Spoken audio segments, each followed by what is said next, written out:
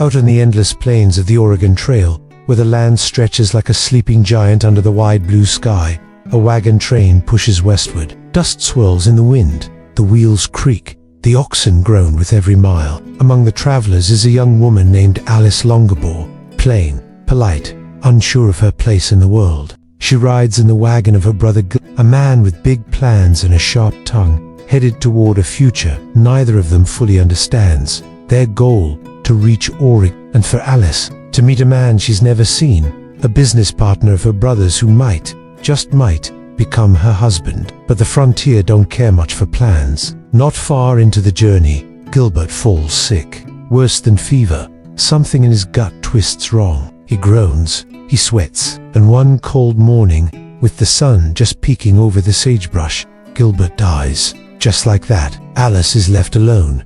No money, no family, no certainty of what to do next. The other members of the wagon train are kind enough, but they're strangers, and her future hangs in the air like smoke from a dying fire. One man takes notice, Billy Knapp, a quiet man, steady hands, a face hardened by sun and years, but not unkind. He rides up beside her wagon, speaks to her gently, listens more than he talks. Billy isn't like the other men. He doesn't just see a woman left behind. He sees someone who might belong to something again. Over campfires and quiet evenings, the two talk, not about love at first, but about life, about the road ahead, about choices. And one night, under a stretch of stars so wide it could swallow time itself, Billy makes her a proposal. He says, "There's no sense in either of us finishing this journey alone. I got land out there. It's not much, but it's honest. You could be happy there. I think I could too." And Alice, with a shy nod, accepts. It's not a grand love story. It's something better. It's two people deciding they don't want to be alone anymore. Billy rides off the next morning to talk with the wagon master about changing their arrangements. He tells Alice to rest, to wait, and to trust.